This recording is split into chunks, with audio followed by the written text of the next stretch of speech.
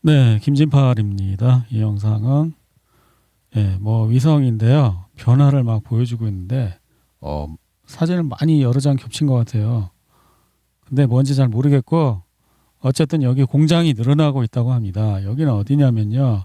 알라부가라는 곳인데요. 러시아에 계란 드론 있지 않습니까? 그걸 만드는 그 공단이 있는 곳인데 여기 빈자리 있지 않습니까? 이런 데 계속 공장이 늘어나고 있다는 그러한 위성 사진이었습니다. 알라부가는 어디 있냐면 모스크바에서 또 동쪽으로 한참 떨어져 있고 우크라이나 키예프에서 키예프에서 재면 1,500km 떨어진 곳입니다. 여기에 공장이 계속 만들어지고 있는데 제트 엔진 달린 거 계란 4하고 계란 5 아마 거기서 대량 생산할 것 같다고 그러한 내용입니다. 우크라이나 측은 알라부가에 위치한 드론 생산 공장이 지속적으로 확장되고 있다고 밝혔습니다. ISW 지도를 보시면 여기 스미 지역 변화가 없고요. 볼찬스크 변화가 없고요. 여기 쿠피안스크 변화가 없고요. 크라스나리만 변화가 없고요. 콘스탄티노프가 변화가 없고요. 포크롭스크 방향도 변화가 없고요. 드네프로페트롭스크 여기 굴야이폴리에 근처에 최근 24시간 러시아가 진출한 빨간색 나오고 있고요. 자포리차 방면에 변화가 없고요. 헤르손 방면에 변화가 없습니다. 오레호보 주변 남부 지역과 굴야이폴리의 서쪽 자포리차 지역에 배치된 우크라이나군의 방어 시설을 보여주는 잠정 지도입니다. 이 지도에는 고도로 밀집된 방어 진지가 표시되어 있습니다. 점들은 최근 확인된 공습 지점을 나타내며 이는 체계적인 공습이 보병 진격을 지원하는 가장 효과적인 방법임을 간접적으로 입증합니다. 파브와 활공 유도 키트를 광범위하게 사용하는 것을 포함하여 공습으로 광범위한 요새와 참호망을 제압하지 않고서는 개활지에서의 공격은 불필요한 손실로 이어지기 때문에 공습이 우선시되고 그 후에 보병이 투입되는 것입니다. 딱 제 말이 맞잖아요. 불필요한 손실 이런 걸 할 필요가 없어요. 러시아는 지금 군인이 부족해요. 오리히브시와 그 주변 지역에 대한 집중적인 공격은 오리히브 돌출부를 제거하려는 준비 태세를 보여줍니다. 오리히브 돌출부라는 것은 지금 여기가 이렇게 돌출되어 있잖아요. 그죠? 러시아 입장에서 보면 이 오리히브 돌출부는 여기를 말하는 것 같습니다. 여기를 이렇게 자르고 싶다는 거겠죠? 이 도시는 우크라이나군 전선 전체에 보급품을 수송하는 주요 물류 허브입니다. 1,500kg 및 3,000kg 폭탄으로 창고와 임시 배치 거점을 파괴함으로써 반격에 필요한 비축물자를 확보하는 것이 불가능해졌습니다. 한편 자포리차 지역에서는 굴야이폴리의 북쪽으로 러시아군의 통제권이 서서히 그러나 확실하게 확대되고 있습니다. 조금 아까 보셨죠? 빨간 거 나오는 거. 여기가 굴야이폴리에는 여기를 말하는 거고 지금 여기 쫙 나오고 있잖아요. 이 주변 지역을 이렇게 해서 이제 이쪽으로 이렇게 끊어버리고 싶다는 그런 얘기겠죠. 우크라이나에 미국이 제2담 ER 이제 그 ER은 그 범위 그 넓힘 멀리 날아간다는 거예요. 제2담인데 날개가 길잖아요. 그러니까 멀리 날아가겠죠. 이게 한 70km 정도 날아간다고 하는 것 같아요. 그러면 이거를 주게 되면 이걸 또 비행기에서 떨어뜨리는 거잖아요. F-16도 준다는 이야기라는 것입니다. 지금 이 내용이 그런 이야기예요. 영국제 자주포는 부속이 없어갖고 이거 골칫덩어리라고 합니다. 이걸 50몇 대나 받았다고 그러는데 우크라이나는 총 52대의 AS-90 자주포를 받았는데 이거 별로 안 좋고 예비 부품 재고도 없어갖고 한 번 고장 나면 고치지도 못하고 애물단지라고 합니다. 우크라이나군 드론 부대의 지휘관 출신인 유리 아무개 소령은 의회조사위원회 회의에서 1년 동안 모스크바를 향해 3,000대의 파이어 포인트 드론이 발사되었지만 단 한 대만 명중했다고 밝혔습니다. 만약 이 수치가 정확하다면 이는 중부 산업 지역의 방공 조직과 유럽을 비롯한 거의 모든 국가의 지원을 받는 우크라이나의 역량에 대한 새로운 통찰력을 제공할 것입니다. 우크라이나 무인 항공기가 카자흐스탄에서 발사될 가능성은 별로 없다고 합니다. 만약에 카자흐스탄에서 발사할 수 있다면 다른 스탄 국가에서도 발사할 수 있는데 그건 아니지 않냐 그런 것입니다. 그래서 아마 우회해서 가는 것 같다. 우크라이나에서 이렇게 해갖고 이렇게 돌아갖고 이렇게 가는 것 같다. 그런 얘기 같습니다. 왜냐하면 이쪽에 러시아 이제 다공망이 잔뜩 있으니까 그걸 피하려고 아마 이렇게 돌아가는 것 같다는 것입니다. 우크라이나 측에서 키예프가 5월 8일과 9일 휴전 협정을 준수하지 않을 것이라는 보도가 나오고 있습니다. 이는 만약 드론이 수도권에 사용될 경우 러시아 국방부가 합법적인 수단을 통해 위협을 실행해 옮겨 최소한 키예프의 정부 청사 지역을 파괴할 수 있다는 것을 의미합니다. 어쩌면 그 이상의 피해도 발생할 수 있습니다. 이와 관련돼서 러시아 측 정보 채널에서 제가 보았는데요. 러시아 정보에 따르면 우크라이나 최고 지도부 대부분이 5월 8일과 9일 밤에 키예프를 떠날 예정입니다. 이건 뭔 얘기냐면은 러시아는 너네가 우리 그 열병식 할 때 5월 9일 승리의 날 할 때 공격하면 너네 가만 안 있겠어. 그러니까 만약에 공격을 안 할 거면 떠날 필요가 없잖아요. 예? 러시아는 공격을 받으면 반격하겠다는 거니까 이게 무슨 말이에요? 할 거라는 거지. 이 말이 이 정보가 사실이라면 우크라이나는 5월 9일 날 열병식 할 때 드론 공격을 할 것이고 러시아가 반격할 거에 대비해서 미리 떠난다는 거 아닙니까 지금. 그죠? 예, 그렇게 해석하는 게 맞겠죠?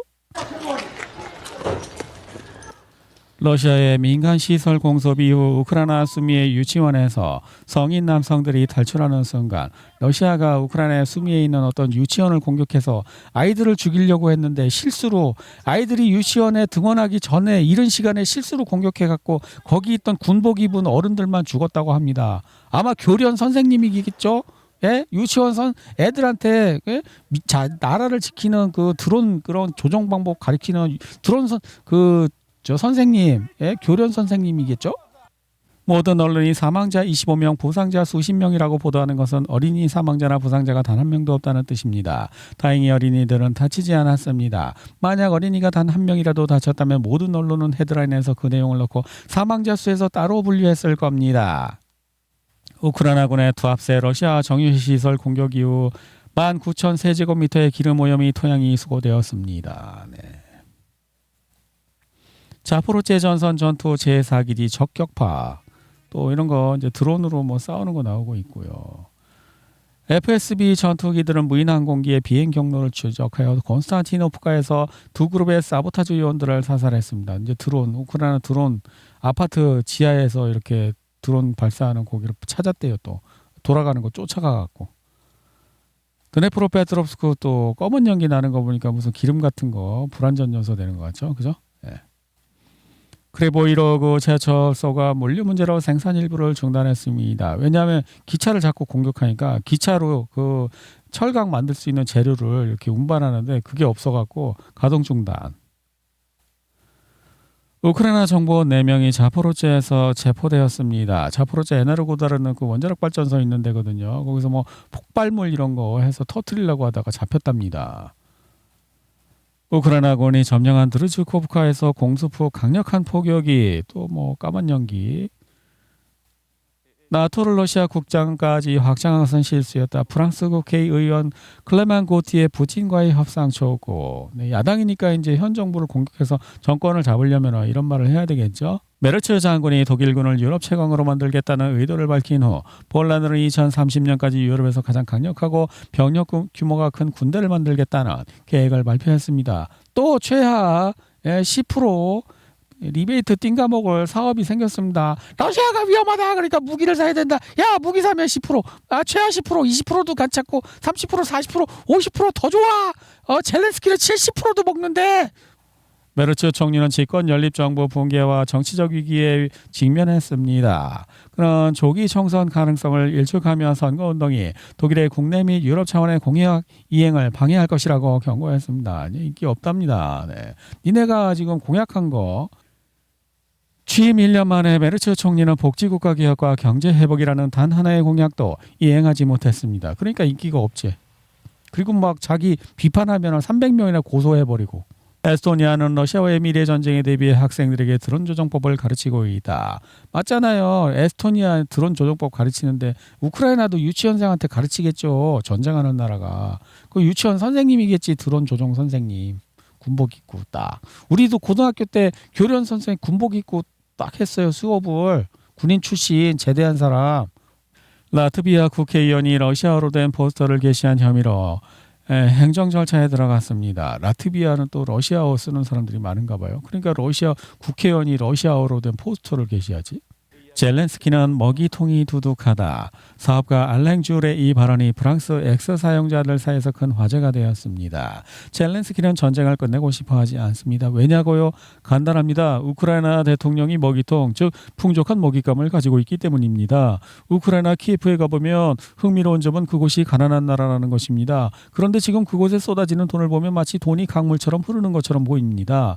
하지만 그렇지 않습니다. 죽어가는 가난한 사람들에게는 그 돈이 한 푼도 없습니다.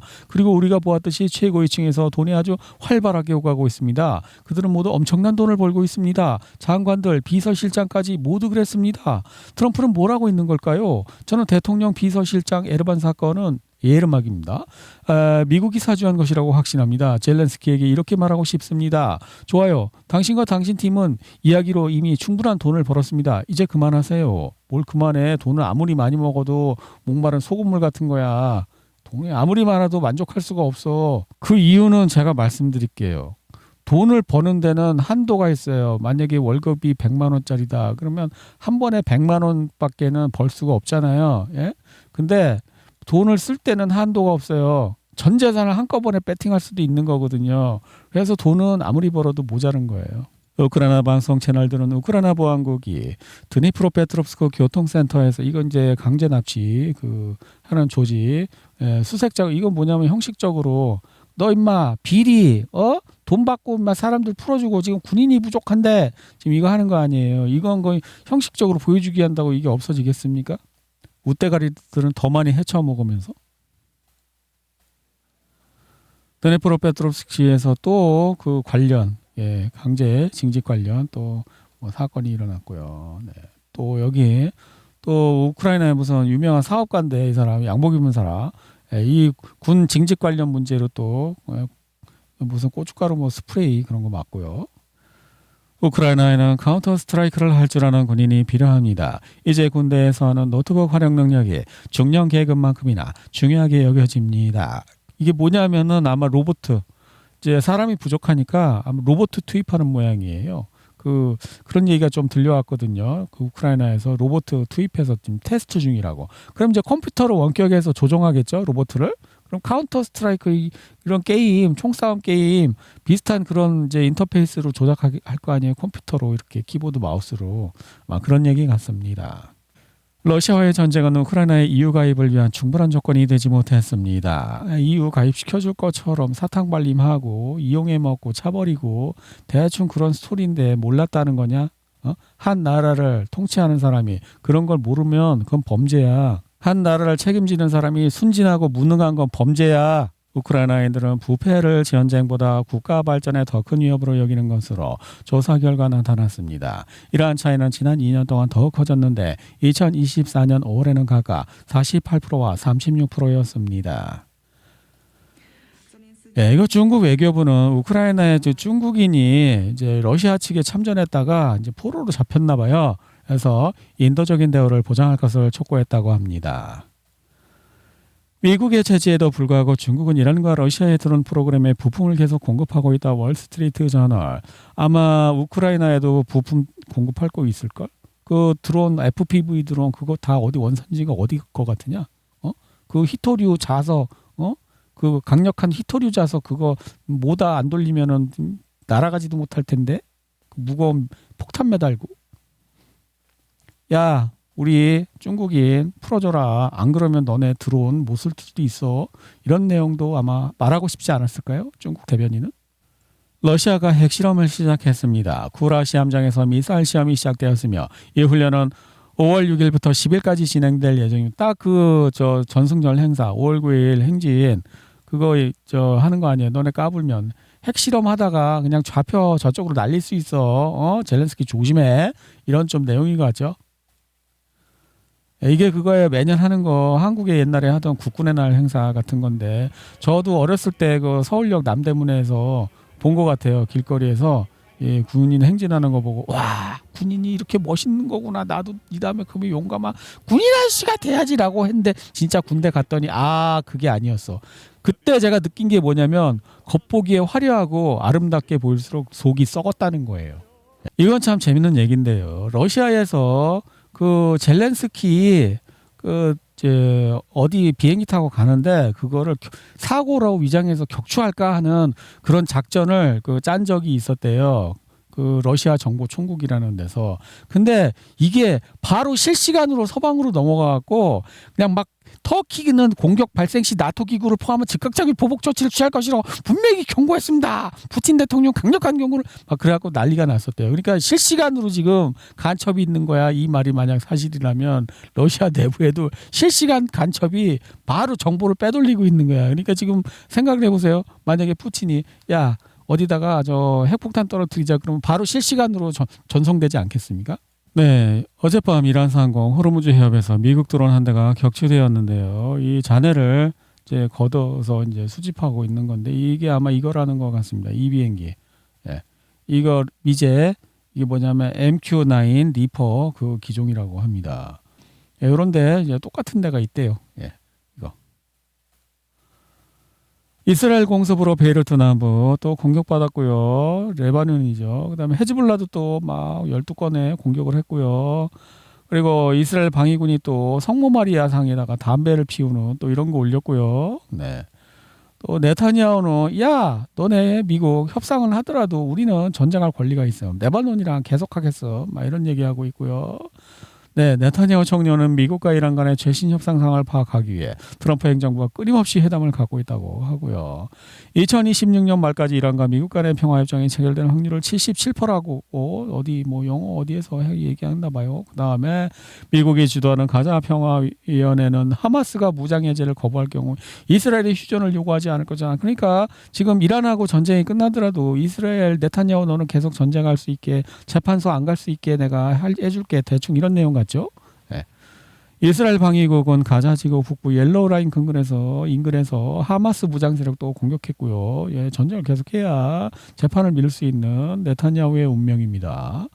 그리고 헤즈볼라는 또 FP 드론으로 계속 공격하고 있고 어제도 제가 많이 했죠. 그럼 넘어가고요.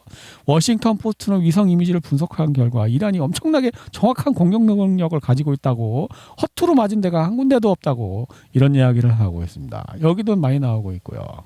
페르시아만에서 화물선이 공격받았다고 CBS가 보도했습니다. 프랑스 배라고 합니다. 그리고 어제 트럼프가 야 우리 이란이랑 화해할 수도 있어 그거 조작이라 그랬죠. 제가 예 조작입니다. 이거 딱 나오고 있습니다. 바로 그냥 아닌데 막 이렇게 이야기하고 있습니다. 이거는 뭐냐면 두바이에서 어떤 그 빌딩 공사 현장에서 불이 났는데 이건 공격당한 것도 아닌 것 같습니다. 근데 왜 불이 났을까요? 제가 추정키로는 이 시아파 이 노동자들을 이민한 사람들을 다 쫓아냈대요. 아랍에미리트가. 왜냐하면 그 시아파는 그쪽이잖아요. 이란, 이라크. 그래갖고 시아파 공동체 구성원들을 대상으로 표적 탄압을 해갖고 그 사람들이 벌어서 집 사고 땅 사고 이런 것도 싹 몰수해버리고 다 쫓아내버렸대요. 아마 그 사람들이 보복으로 이렇게 자기가 일하고 있는 현장 노가다 일하고 있는 현장에 불질렀을 수도 있지 않을까라고 혼자 상상해봤습니다. 예, 또 이란의 그 외무장관은 중국에 가서 뭔가 우리 사이좋게 지내자 뭐 이런 얘기를 했다고 합니다. 네, 이란은 미국과 양해각서 체결 가능성 보도를 부인했다고 합니다. 바로 즉시 부인했습니다. 네, 아닌데 우리는 그런 적 없는데 이렇게 좀 이상하죠. 왜 그랬을까? 이란 언론은 악시오스의 보도를 부인했습니다. 이란과 미국 간의 새로운 메시지 교환은 없었다고 파르스 통신은 보도를 일축했습니다. 통신은 이러한 주장이 세계 시장에 영향을 미치고 유가를 낮추려는 의도라고 밝혔습니다. 유가? 네, 어제 유가가 움직인 모습입니다. 전 그래프 같은 거 싫어하기 때문에 그냥 대충 제가 설명을 드릴게요. 여기 원유 공매도라는 단어가 나옵니다. 그래서 검색을 해보았습니다. 공매도란 무엇이냐? 일단 물건을 현재 가격에 빌려서 팔어. 그런 다음에 어떻게 나중에 가격이 떨어지면은 그걸 그 떨어진 가격으로 사서 갚어. 그러면 이 떨어진 만큼 이익이야. 이게 이해가 안 되죠? 이해가 안 되니까 제가 설명을 드릴게요. 자, 김진팔이 여기 있습니다. 김진팔이 굉장히 말만 하면은 유가가 오르고 내리는 아주 영향력 있는 트럼프보다 영향력 있는 사람이에요. 제가요, $100짜리 기름 한 통을 빌렸어요. 야, 좀 빌려줘 봐봐. 잠깐만 내가 빌려줘 봐. 그다음에 바로 팔았어요. 그럼 100달러가 지금 제 주머니에 들어오지 않았겠습니까? 빌려서 100달러짜리를 팔았어. 그리고선 이제 팔았으니까 그 돈을 받았겠지. 그럼 100달러가 주머니에 있잖아요. 자, 이 상태에서 김진팔이 한마디 합니다. 야, 내일 이 기름 한 통에 90달러 될 거야. 그러니까 사람들이 김진팔이 말을 믿고 와, 그래? 그럼 빨리 팔아야지. 가격 떨어지기 전에. 그래서 냅다 팔아서 그 반 진짜 내일 됐더니 진짜 김진팔 말대로 90불이 된 거야. 그러니까 10% 떨어졌잖아요. 김진팔은 주머니에 있는 100불 내서 90불을 꺼내 갖고 이걸 한 통을 삽니다. 사 갖고 야, 너 어저께 내가 이거 한 통 빌렸지? 한 통 갚는다? 그럼 김진팔 주머니에는 얼마가 남았을까요? 10불. 예, 이런 식으로 장사하는 게 공매도예요. 지금 그 얘기를 하고 있는 것입니다. 누군가가 트럼프가 그거를 발표를 하기 70분 전에 어마어마한 9억 2천만 달러 상당의 공매도를 원유를 했다. 이거 뭐예요? 가격이 떨어질 것을 미리 70분 전에 알았던 놈이 있었다는 거죠. 트럼프가 그 발표를 하면 야, 우리 이란이랑 사이좋게 지내기로 했어. 양해각서 한 페이지짜리 하기로 했거든. 48시간 동안 내가 기다려볼까. 이게 애시당초 48시간 정도 시간을 끌면서 유가가 충분히 떨어지기를 바랬던 것 같습니다. 그러면은 이거 이제 공매도를 해갖고 12%가 떨어졌대요. 가격이 12% 이익을 본 어떤 놈이 있었다는 거예요. 에이, 야, 12% 해봤자 100만 원짜리 12% 떨어지면 겨우 12만 원 버는 건 아니죠. 어마어마한 양을 하면은 12%면 대단한 거죠. 그래서 얼마 벌었다고요? 야, 1억 2,500만 달러의 수익을 올렸는데, 네, 대박이군요. 돈은 이렇게 버는 거예요. 아, 이렇게 따는 거예요. 그냥 노가다 해갖고 월급 빨아갖고 받아갖고 어느 천년에 그런 식으로 하는 거 아니에요. 이란과의 비도덕적인. 그런데 문제는 이란은 바로 야, 아님 그랬다는 것입니다. 예? 이란은 48시간 기다리지도 않고 그 뉴스 나오자마자 바로 아님 그랬다는 겁니다. 이거 뭐예요? 아, 이거 트럼프가 이거 공매도 청산 못하게 하려고 48시간 동안 넉넉히 기다려주지 않게 하려고. 아, 트럼프 이 세력은 이거 공매도를 청산을 했을까요? 못했을까요? 했을 것 같기는 한데 프로니까. 만약에 못했다면 어떤 상황이 벌어질까요? 청산을 아직 못했다. 이거 현금화를 못했다. 그럼 어떤 상황이 벌어질까요? 트럼프는 계속 평화 메시지를 내겠죠. 왜냐하면 자꾸 유가가 떨어져야 되니까. 예? 이 공매도라는 거는 이 가격이 떨어져야 돈을 버는 거니까 평화 메시지를 내겠죠. 아, 그래, 더 떨어져. 야, 사이좋게 지낼 거야. 근데 만약에 청산을 했다. 청산을 하고 현물을 저점에서 다시 또 잡았다. 그러면 또 올라가야 되니까 다시 전쟁 모드에 막 싸움자는 얘기를 하겠죠. 자, 트럼프가 무슨 얘기를 할까요? 한번 지켜보겠습니다. 이거 지금 여기서도 전쟁이 벌어지고 있는 거예요. 이란하고 트럼프 간에. 예. 트럼프는 시장 조작으로 돈을 벌려고 하고, 예? 이란은 트럼프가 시장 조작으로 돈을 버는 걸 방해하려고 하고 지금 이 싸움이 벌어진 거예요. 이러니 재미가 없습니까?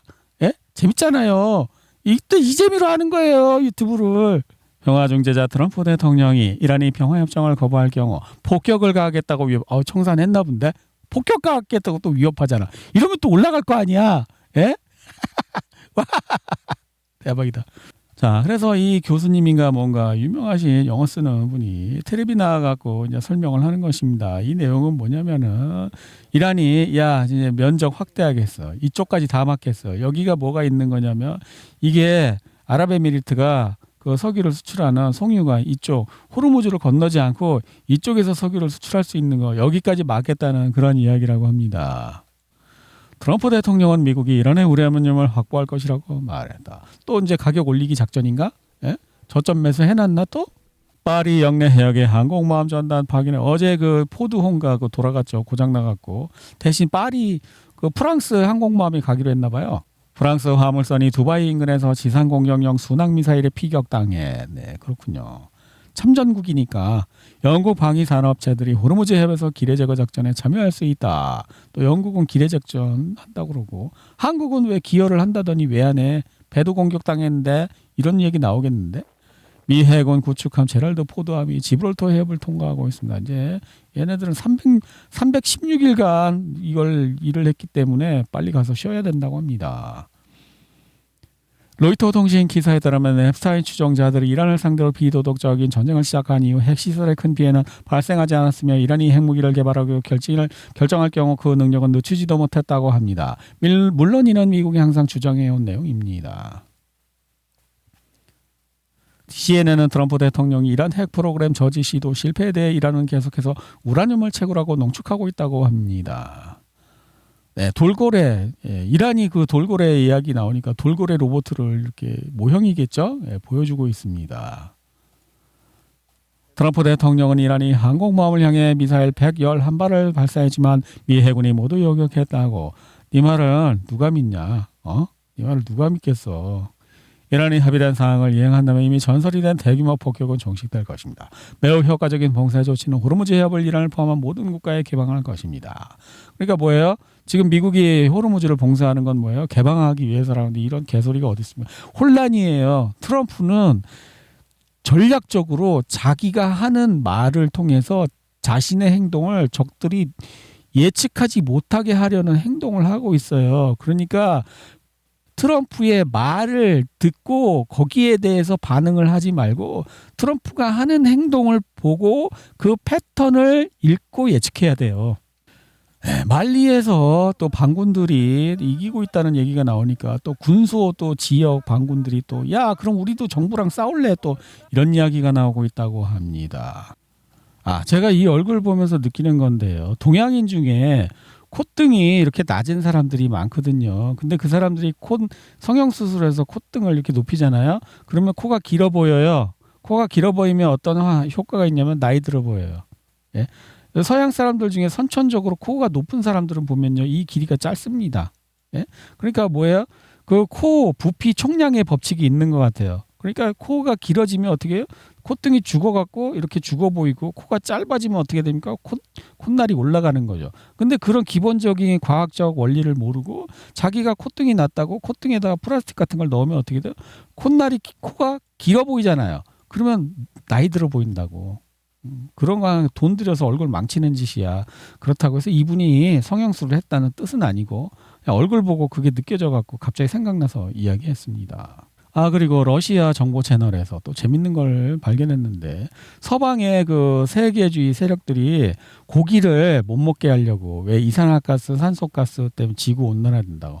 그리고 자기네가 공장에서 만든 고기 팔아먹으려고. 그래갖고 코로나 때 그거를 시도를 했었는데 그 지금 전쟁 때문에 이제 실패했고 그래서 이제 그 모기 있잖아요. 모기한테 그거를 감염을 시켜서 사람이 이걸 고기를 보면은 그 모기한테 물리면은 고기를 보면은 막 구역질 나고 먹기 싫게 만드는 그런 세균 무기를 개발을 했다고. 그래갖고 어떻게 해요? 자기네가 팔고 있는 공장에서 만든 그거를 팔면은 돈이 되잖아. 그리고 산소가스, 이산화가스, 지구 온난화도 막고 그런 이야기가 나는데 재밌어서 가져왔습니다.